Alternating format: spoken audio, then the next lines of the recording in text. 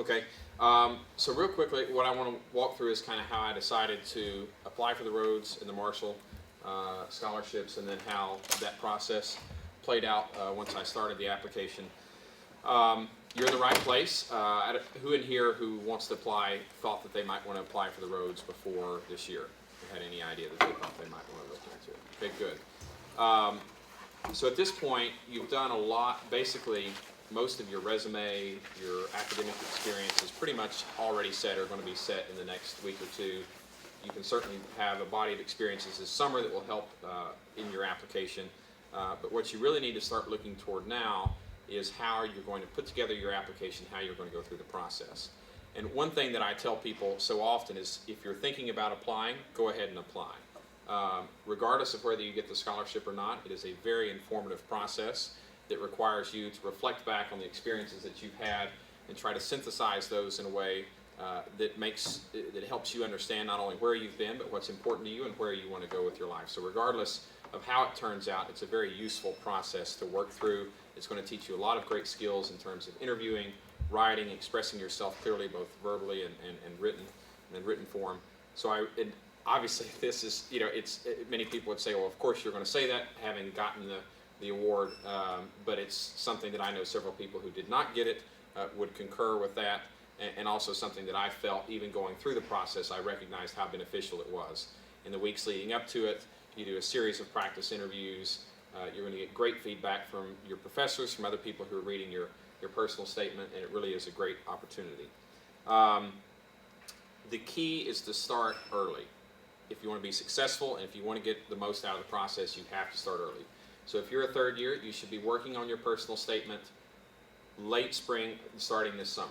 If you wait until August or wait until July to start working on your personal statement, it will never work. My personal statement went through 27 drafts. 27 drafts.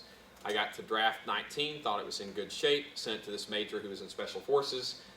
He called it back to me. We were talking to me on the phone. He was talking for a little while, and he said, do you want me to be honest with you, or do you just want me to kind of make you feel better about yourself? And I was like, I want you to be honest with me. And he then proceeded to destroy my entire personal statement that after 19 drafts I thought was in a pretty good shape. So do not be afraid to get criticism. This is not something you should show to your parents or grandparents who are going to tell you what a wonderful essay you wrote. It's something you should show to other people who are going to be very critical. And that is so important, to go through those multiple drafts, because every word counts. It's only 1,000 words. You have 1,000 words to tell them everything you've done, everything you want to do, and why that's important to you and why it's important to them. So it's a daunting task. It seems easy with just 1,000 words, but it really is difficult. The way you want to think about the personal statement and the resume. The resume, you get 2 pages. So the resume should be where you impress them with what you've accomplished, with what you've studied, that's what you want to do there. The personal statement should not be you going back through a litany of your awards. It should be creating a compelling story about who you are as an individual, and presenting yourself as someone that the judges would want to sit down and talk with. So a formative experience from high school, of traveling overseas, is far more important than talking about, the research project may be what was very important, but you want to have a very compelling story that this person has overcome challenges in their life, they're a fascinating person, they're an interesting person, and they're someone that I would enjoy sitting down with and having a conversation for about 20 or 30 minutes. That is what is so important in the personal statement. Do not get into the habit of just relisting your accomplishments in your personal statement. That does not work. It's also good, especially in the Rhodes personal statement, to appear, it's fine to be thoughtful or confused about things. You don't have to come down as though you've got everything figured out, and it's perfectly okay to have some open-ended questions and deal with some very complex issues in a way that shows that you're able to understand the nuances and complexities of different challenges going forward. In terms of who to circulate it around to, certainly the Center for Undergraduate Excellence is a great place to do it. You can find other Rhodes and Marshall scholars. Hillary, myself, Ross Baird lives in town now. There's a variety of different people. The center can help connect you up with them, or you can contact us directly. Also reach out to professors who you think might be helpful.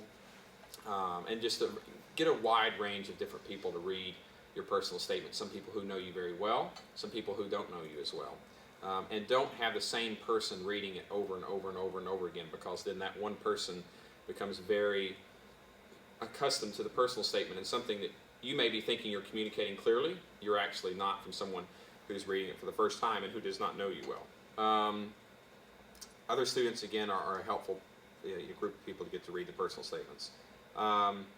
In the Rhodes, so the Marshall, you have a separate essay that's on why you want to go to England, and one on why why you want to study what you want to study.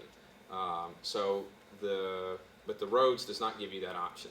So in the Rhodes, you have to do one paragraph, and it should be a very short paragraph. The Rhodes people do not care what you say you want to study. They don't care what college you want to be in, anything else like that. Very short, simple, sweet, something that makes sense, but spend most of your time talking about your experiences and the other parts of your personal statement. On the Marshall, in terms of the why you want to study in England, you should there show an interest in British culture. Don't make it too corny. It's not just about watching Downton Abbey. They don't like that. But something that shows a little more understanding of British culture and why you would actually like to be in England, an understanding of the importance of the British and American relationship, and why, because that's ultimately why the Marshall has the scholarship, whereas the Rhodes Scholarship is funded by the Rhodes Trust. The Marshall Scholarship is paid for by the British government as a way to kind of, increase understanding among future leaders of the country. Let's see. Letters of recommendation. 4 letters for the Marshall, and right? I think it's 4 letters for the Marshall, if I remember right, and you need to have all 4. The Rhodes is 8 letters. That should be spread out from between a variety of professors that you've known. Those should fill the bulk. It is perfectly fine. I did it, and most people who I know reach back and find 1 or 2 people who knew them from high school and have them write a letter so that you can kind of show the length of your experience. People who know you from an extracurricular leadership experience. So my commander in ROTC wrote one of my letters. I had organized and launched this organization with another professor who's actually at Princeton that I never had in class, but he had seen me working on that. I had one from my high school professor. I had one person a man I'd done a Bible study with, and then all the others were from professors. So that's kind of a typical breakdown of how your letters will go. You should have probably at least 5 or 6 letters for the Rhodes, but if you've got 5 or 6 really strong letters versus 5 or 6 strong letters and 1 or 2 weak letters, don't include the 2 weak letters, because the committee, they're going to read a lot of applications, and you don't want to risk that the first letter they read is one of the weak letters, and that's the one that sticks in their mind. So you do need to have probably at least 5 or 6, but in terms of whether you're going for that 7th or 8th letter, really think about whether or not that professor or that other individual can add a different part. It's not just whether it's a strong letter, but if you have like 3 letters from professors who know you in the exact same capacity and are saying the exact same things, then that's not as beneficial as including someone who knows you from a different angle. Ask the letter writers now, as many as you can. You may not have decided in your mind all. You should sit down with the Center for Undergraduate Excellence and talk through, who you want to write your letters. And what I did was I had a document. I wrote out all the people I would possibly want to write a letter, and I had a couple sentences for each person about what I thought they would, bullet points of what they would highlight about me, about my academic or leadership or whatever else career, and then took that in for the center, and we looked and talked about who would match up and who would be good letter writers. So that's something that you should do. They probably won't write the letter until August, but they'll appreciate being notified this far in advance. And then the last thing I would say, especially for the Rhodes Scholarship, the committees are entirely different. The committee that meets in Birmingham is going to pick people that are vastly different from the committee that meets in Los Angeles. They're going to have different personalities. They're going to be looking for different things. So the most helpful thing is to find recent Rhodes Scholars from the region which you would be applying to and reach out to them even before you get ready for the interview process. Certainly once you move into the interviews, you should be asking them, what's the demeanor of the judges, what's kind of the atmosphere at the dinner the night before, what's the tone of the interviews, what kind of questions do they ask, what are they looking for, because it is entirely committee specific. The committees operate entirely independently. The Marshall is a little bit more standardized across the regions, but the Rhodes in particular, make sure you reach out to those other people. I think that's about all I have in kind of my initial points. What are some questions that you all have? I have a question about the letters of recommendation. So is it you may submit up to 8 letters, or are 8 letters required? Submit up to 8 letters. Okay. Yeah. Yes. So I'm currently a 4th year doing a master's in public policy. I was wondering I heard that some of these scholarships are still available for doing a second master's. Which ones of those do they sort of accept that? I know Rhodes and Marshall are. I think Mitchell is as well. Okay. I think most of them are an age requirement, not a degree requirement. Yeah, it's entirely an age requirement. Yeah. As far as I understand. Yes. Can you talk a little bit about how you approached sort of the application process, like what your attitude toward it was? In terms of. I don't know. I guess were you someone who started way ahead of time? Yes. Or, yeah. Yes, that's why I cannot emphasize to you enough. Start now, because your personal statement. Don't just go home and start writing just for the sake of writing, but start thinking about it. Maybe you talk with your friends. Maybe you talk with your professors, whatever else about what you think you should highlight. Certainly go in and talk with the Center for Undergraduate Excellence before you start your personal statement. But don't worry too much about your resume. You can try to you start pulling that together. But the personal statement is the key. I mean, everybody's going to have incredibly impressive resumes that applies. What is going to distinguish you is how compelling is your personal statement. Especially for the Rhodes, it comes almost entirely down to the personal statement. Every word matters, and you're never going to get it tightly argued enough unless you start a long time in advance. Because you may be willing to spend the last 2 weeks doing nothing but your personal statement, but here's the problem. You send the personal statement to someone, and you're waiting on them to send you back comments. And then if you're then sending it to 3 people at once, then they send comments back, you change it, and then the other person's comments you send back to you, it's not helpful anymore. And so you need to give people lead time. In order to get you comments back, you rework it based off those comments, send it out to someone else. And also understand there's not a right and wrong answer to the personal statement, so it can be an incredibly confusing process that you'll have some people say, this is my favorite part, and another person will say, this is the part I hate most. And that's when, at the end of the day, you have to think about what is the image that I want to create, of myself. And more importantly, in an interview, what would I want to talk about? Would I want to talk about this, or would I want to talk about that? Yes? When you had people reading your personal statement, did you pick people at the university? Well, I know you said diversity of people, but what type of people were you picking to read your personal statement? So for me, I had center. I had 3 different professors that I had read it, and then the bulk of mine came from former Rhodes and Marshalls, who were either UVA grads. A lot of them were through the Army, who'd been former Rhodes Scholars in the Army, and that's important too. The application and the personal statement that I'm going to need to put together as someone in the military is going to be very different than what someone's going to need to do who comes from a civilian background or maybe. So it would be helpful if you're interested in biology, finding someone who is a successful Rhodes or Marshall who is interested in biology. If you want to do English, finding someone who is successful in English, because the nature of the CVs and the nature of the personal statements are going to be slightly different. So that's former Rhodes professors, the Center for Undergraduate Excellence. So why did you apply to the Rhodes Scholarship? And I mean this on a personal level, and also if somebody were to officially ask you, why do you want to apply to the Rhodes Scholarship, what would you say? Since I'm being videotaped, I'm going to assume it's official. Oh, okay. No, I would say that. So one, this was something I'd wanted to do for a while, and the actual reason I came to college, my commander here, first year, said, "Listen, you did very well in high school. I think you should consider applying for the Rhodes and Marshall Scholarship." I came in the first year to meet with Lucy Russell, who was in the director of the Center for Undergraduate Excellence. We talked through what the process was like. I thought it would be fun to go and study in Oxford. I thought it would be a nice challenge, and I thought I would learn a lot through the process itself. There's no doubt that whether you want to go in the military, business, politics, whatever else, the Rhodes and Marshall are going to open up more doors for you than really about anything you could do coming out as an undergraduate. The networks that it's going to give, the name recognition that the scholarships, the fellowships come with, the experiences that you have over there, it's just very helpful. And so that's why I decided to apply. I was class. Let's see.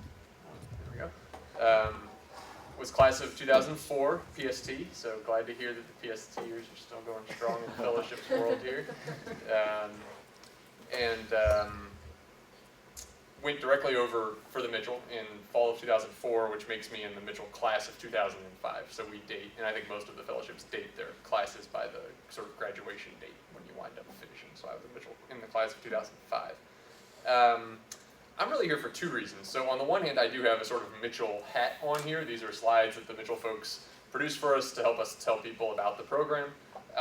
But I'm also here as an alum who got one of these fellowships, applied for all of them and others, and love seeing UVA people do well. And so regardless of which of these fellowships you're interested in, I'm happy to talk when we get to Q&A about strategy and process. I mean, you just got a lot of great advice on some of the sort of very nitty-gritty tactical, how do you get through this process? And I can build on that.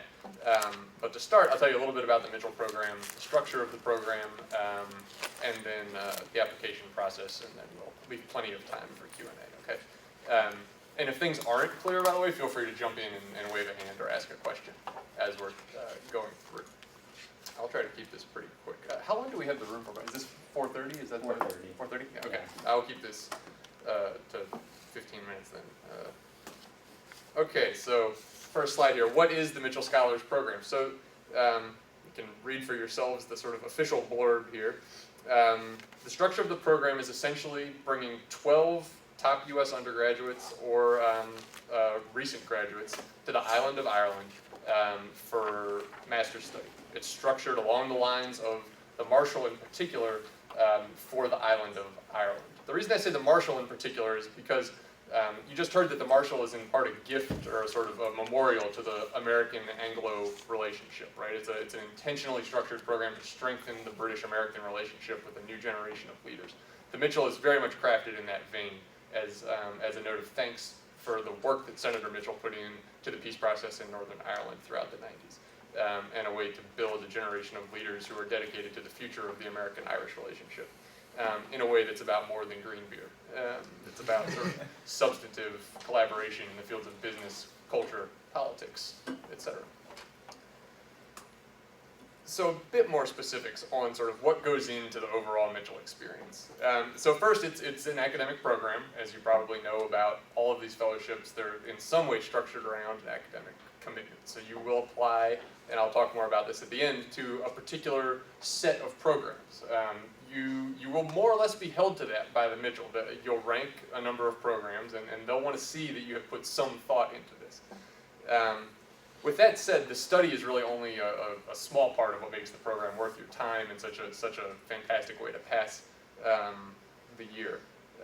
On the one hand, you have a whole set of opportunities in the community where you'll find yourself while you're a Michell Scholar.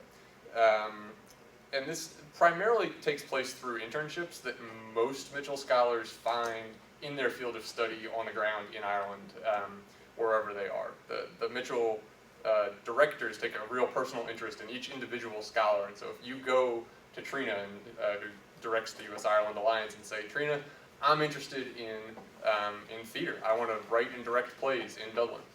She'll hook you up with the Dublin Fringe Festival as one of their program assistants during the festival. I have an interest more on the political science end of the spectrum. I was up at Queen's University in Belfast, studying comparative ethnic conflict, which was a great academic program. But I also interned 20 hours a week at a grassroots community development organization that did work on decommissioning of arms. So even though when I was there, the conflict had come to an end, the sort of official ceasefire had been signed. Everyone still had their weapons. And it was actually while I was there that those weapons were finally decommissioned, were finally covered over in concrete and buried out in the field.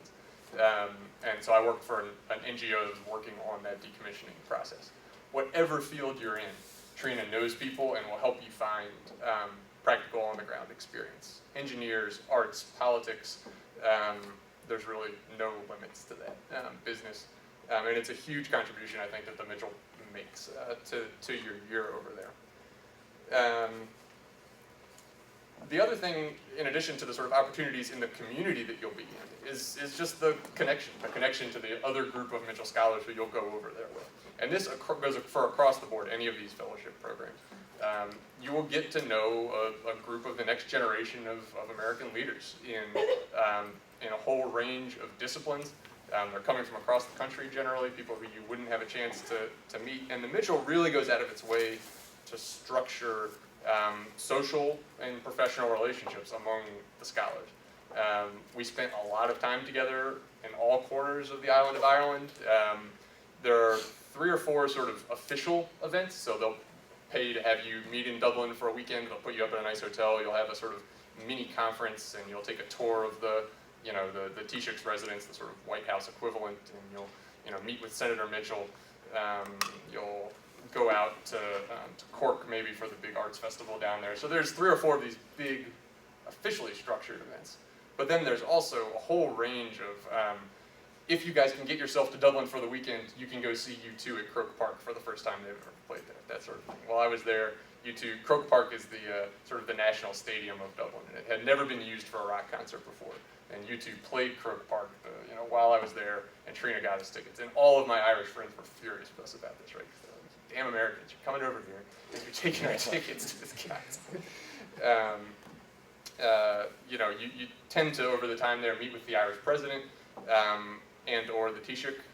We met with Bertie Ahern, I guess, about 2 years before his reputation collapsed into cinders as a result of the Irish financial crisis. Leaders in arts, sports, you name it, and those kind of social opportunities tend to really build a strong bond.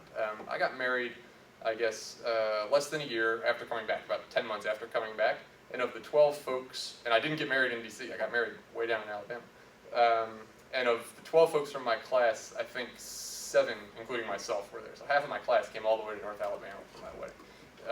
And I've stayed in close personal touch with a number of these folks, and I think that's it's a huge benefit of these programs. These are folks who are now moving on to already high-level positions in one of the major Dublin theater companies, in a major energy company, in law, in politics, and so on. Just a few pictures here. You actually can't really see these. This is just by chance, I didn't even put this together, but there are 4 UVA alums just in this set of photos. So I left them in there because, in part, to remind you guys that UVA has a really strong tradition of getting Mitchells, of doing quite well in the Mitchell Fellowship. So I really encourage folks who are thinking of putting together the materials for Rhodes and Marshall to think seriously about the Mitchell program, because they know UVA, they respect UVA students, and UVA students have done well in the recent past in this. Okay, just very briefly here on some things that set the Mitchell apart from Rhodes and Marshall. I'll keep this quick because overall they're actually quite similar in many ways. It is a younger program, and I think and a smaller program, which does bring you a bit more personal attention from the directors of the program. The youth of the program comes with sort of goods and bads, but it is overall, I think, a good opportunity to get a lot of personal guidance and professional guidance even after you get home from the leaders of the program. My first job at the Center for American Progress when I got back was a direct result of an interview that came through the Mitchell process, right? The link to Senator Michell is unique in Ireland. He's a figure who is really revered for his contribution across the island and as a uniter both in Northern Ireland and in the Republic. And I think that really means a lot to your scholar experience. And then Ireland is just a special place. I mean, it's had a rough go of it, honestly, in the past 5 years, but I've been there within the past 2 years. And, there's a lot of exciting and interesting work from grassroots community development efforts in these communities that were really hit hard to banking reforms and all sorts of political reforms. They're having a constitutional convention right now. So it's an interesting place to spend time.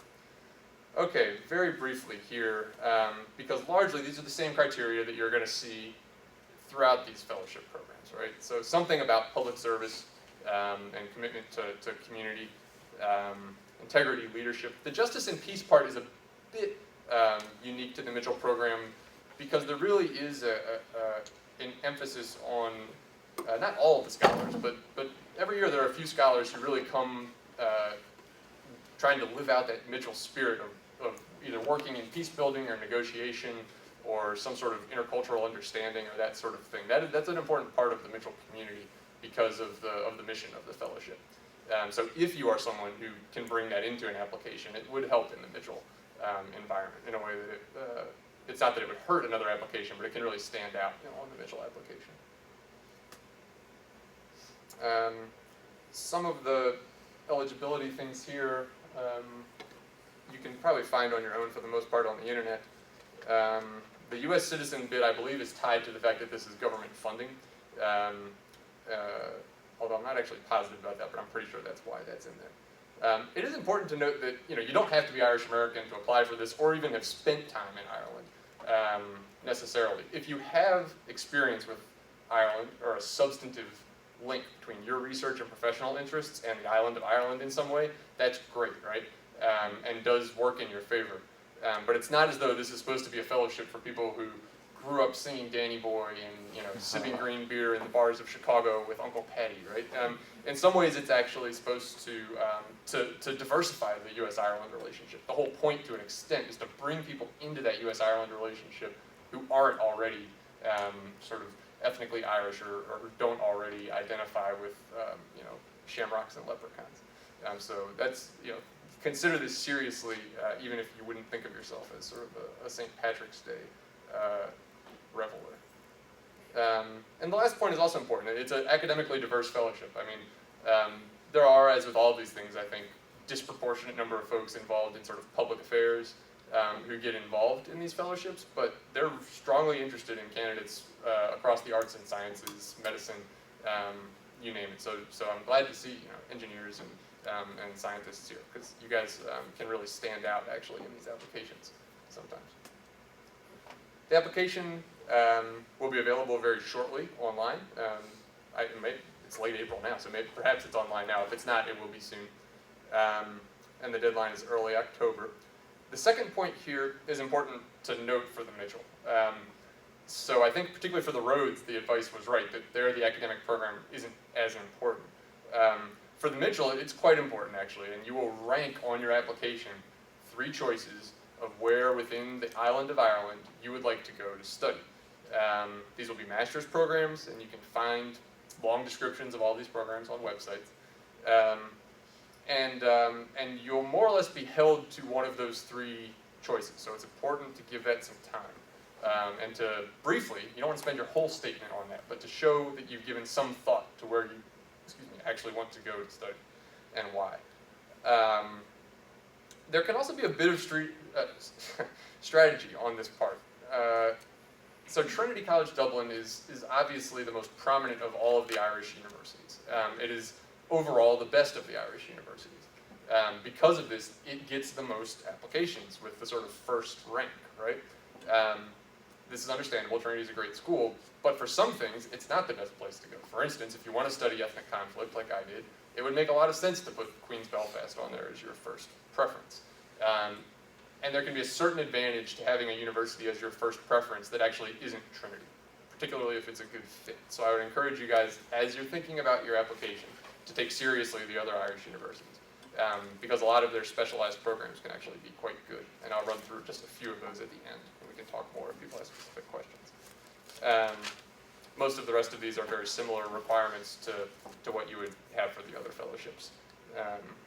And I think overall you got a lot of really good advice there. These files are thick, right? And readers read a lot of these files in a fairly short amount of time. So it really is important on your letters, for instance.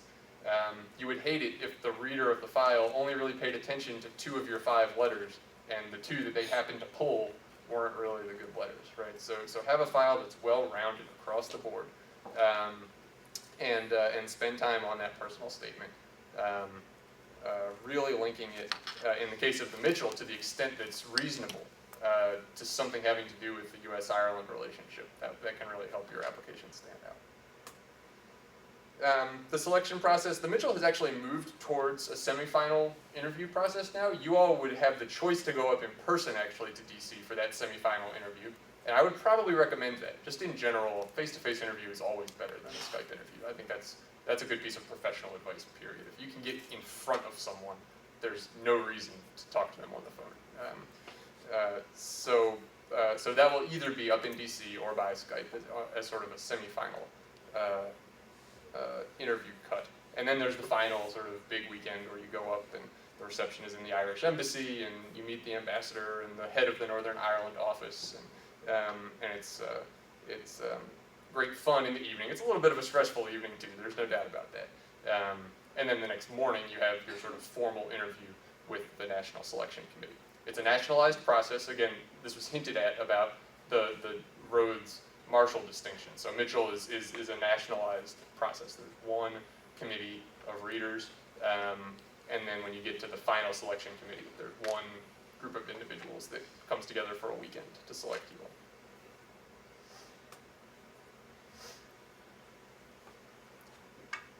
Again, these things are important to keep in balance. So yeah, academic excellence is part of this. There's no doubt about that. But there is no minimum GPA, and a really outstanding record of leadership is honestly what's going to set your application apart. There are a whole lot of GPAs out there between 3.8 and 4.0, or even 3.5 and 4.0. And it's really hard on paper to distinguish those academic records. It's going to be the record of leadership, service, and the way that you can tell a story about that record of leadership and service that's really going to put your application over the top. And I don't mean service necessarily in a Madison House way, that can be it, but service to the community, to the nation, to the world as a whole, right?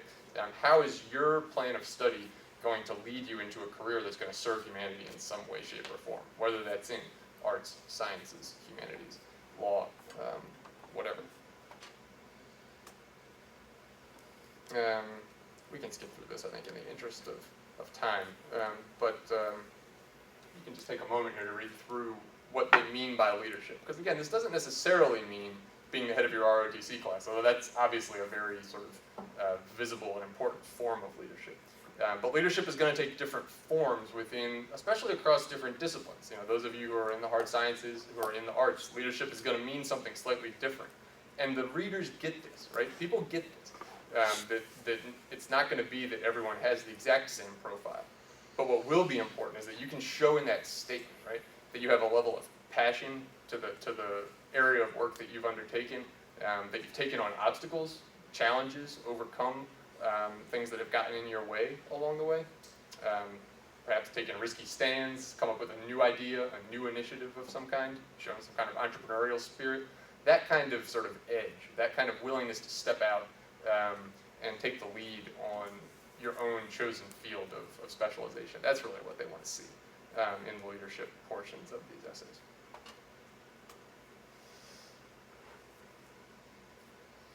Here I want to particularly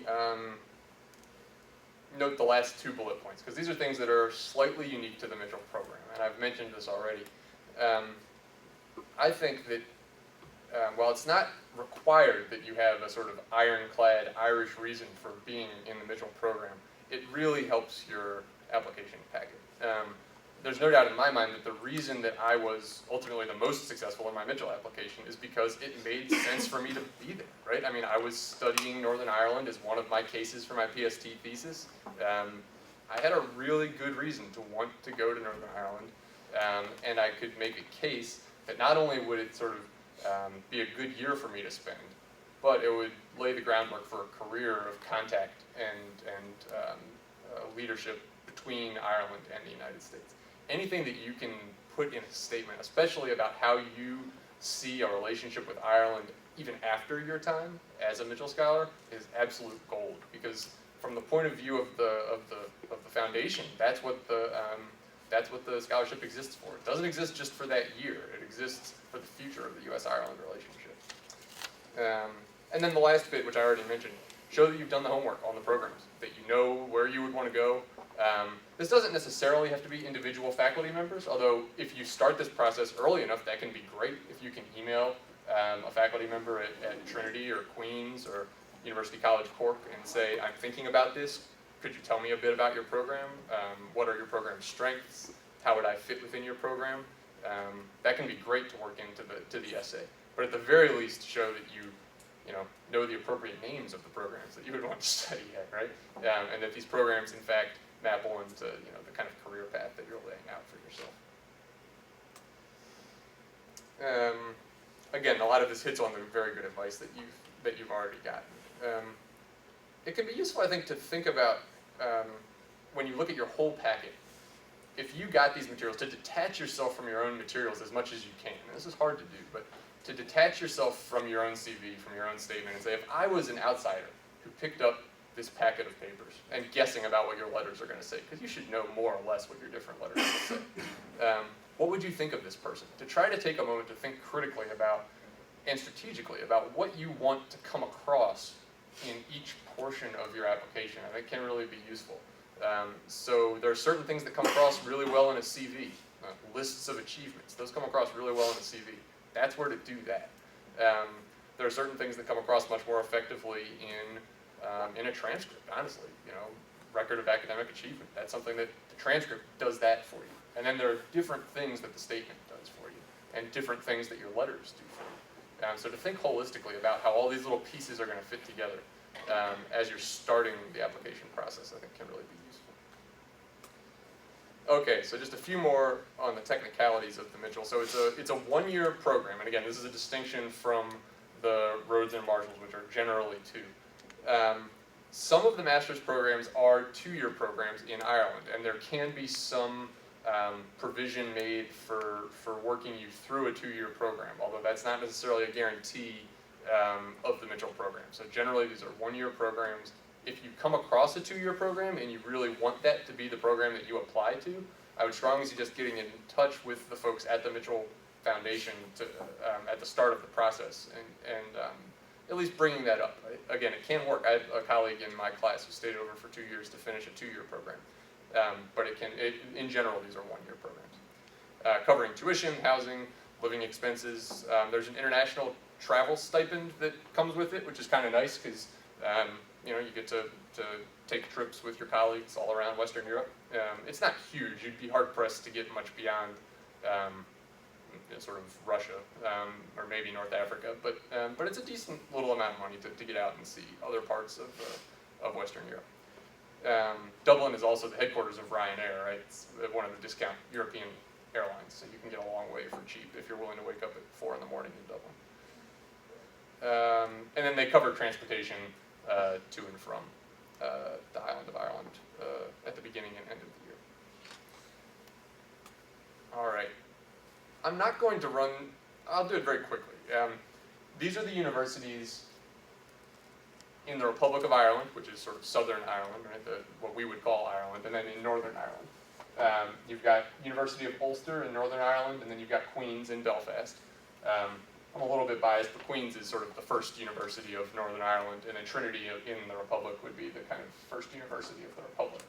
Within Dublin, though, you have a whole range of very, very good universities. You have University College Dublin, which is an excellent university, Dublin City University, NUI Maynooth, also very good places.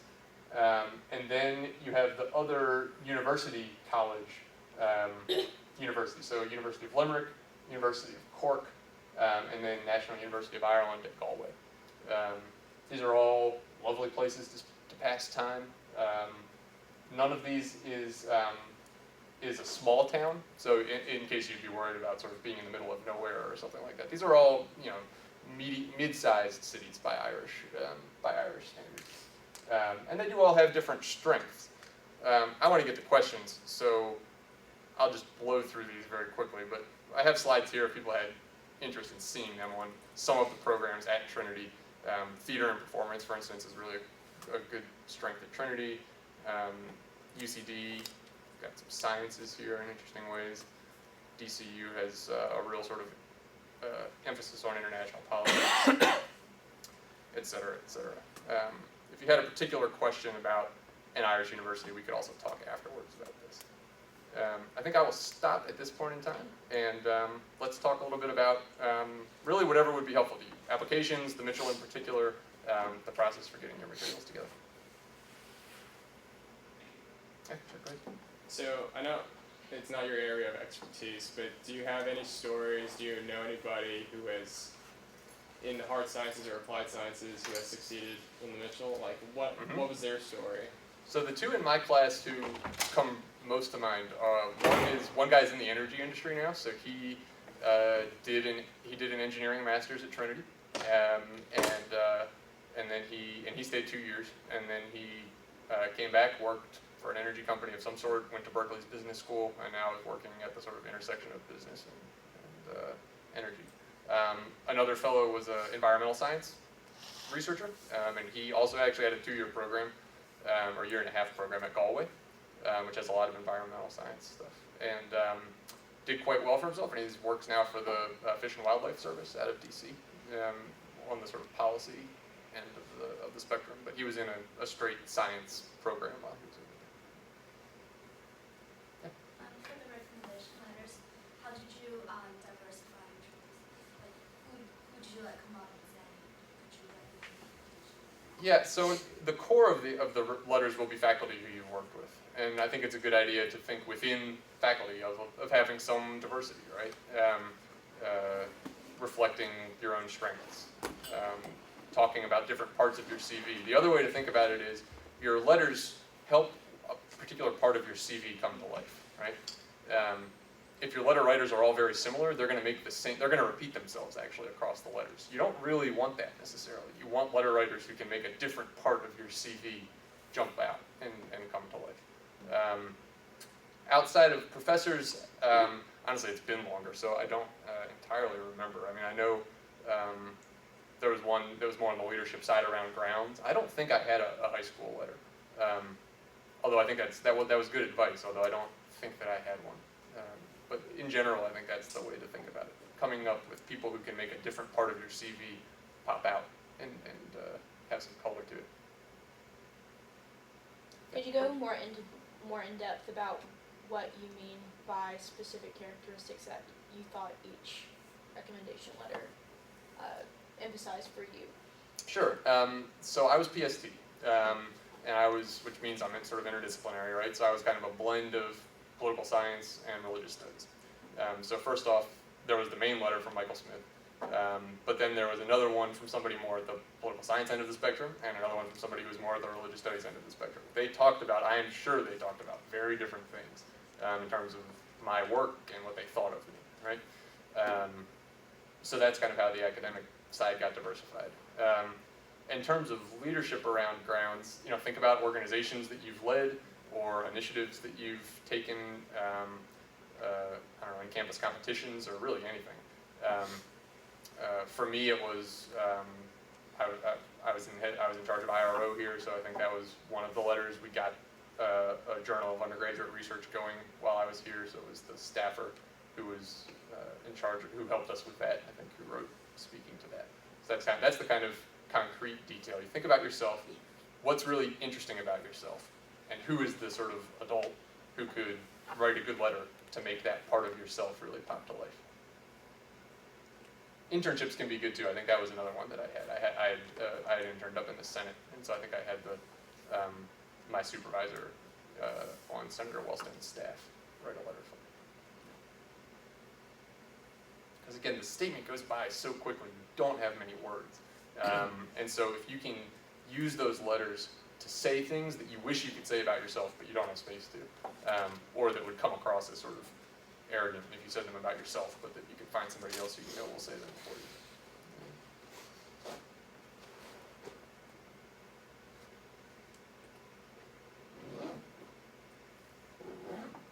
you. Yeah. Let's say you have somebody who doesn't have. How would you explain or encourage somebody to find a tie to Ireland? Well, I mean, I think if you go through the program list, that's going to be a place to start, right? Because as you find programs that are a tie for your research interests or professional interests, you're going to find out in general how those relate to Ireland in some ways. So you may, you may discover, oh man, I'm interested in fish and wildlife research, and actually the sort of river salmon population in Western Ireland is, something that I don't know much about now, but it could really be similar to what I'm interested in, and that could lay the groundwork going forward. So I think looking at the sites of the programs that you'd be interested in applying to will probably help some links come to mind for you. And can educate you a little bit about just what's going on in Ireland. Are there other sort of Mitchell-specific questions for the folks who had said that was one that you were thinking in particular about? Yeah. I guess just a personal question. So, like, what was the part of your experience beyond like academics in Mitchell, like, that you enjoyed the most? That I enjoyed the most. Well, enjoyed is an interesting word, and more on camera. No, I mean overall, it's a great time. Ireland is a fantastic place to spend a year. The Irish people are warm, and your colleagues are really sharp and inspiring. So in terms of what I actually enjoyed the most and got the most out of it was probably those relationships with the fellow scholars and the time that you get to spend really getting to know each other around the island of Ireland. I think that's the honest answer. Professionally, the internship is a big deal. It was a big contributor for me. It laid the groundwork for future PhD research that I've now done. So professionally, that was actually very important. But the most enjoyable part of it, I would say, was the other scholars.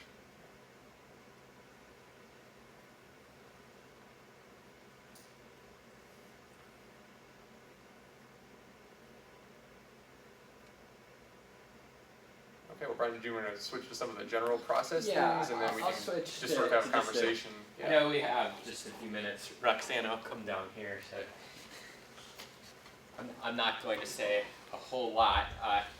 David and Joe have been extremely informative in giving you sort of a snapshot of what you need to be thinking about as you put forward an application. I just want to say a couple of sort of housekeeping type things on deadlines. For those of you who are third and fourth years and may actually have a good idea, yes, I want to do this, I want to go forward. So your next steps would be to email Catherine Walters, who is the person I mentioned at the beginning of the meeting who is on maternity leave. But her email address is on our CUE website. So there are 4 things that we would want to get by July 15th, and those 4 things are, number 1, a draft of a personal statement, and this doesn't have to necessarily be your final. As you heard Joe say, you're going to go through many iterations of this, but a personal statement that you've spent some time on and got it to a place to where you think it's good enough for us to at least read. Number 2, a description of your proposed academic program. So what you actually think you're interested in studying. Number 3, a list of references. So this isn't the letters, but it's a list of the people who you think may be writing those letters. And then number 4, a CV or resume. So what we would do at that point in the center is sort of an initial screening, looking over those materials to see if you're the type of candidates that we would want to put forward as our UVA nominees. And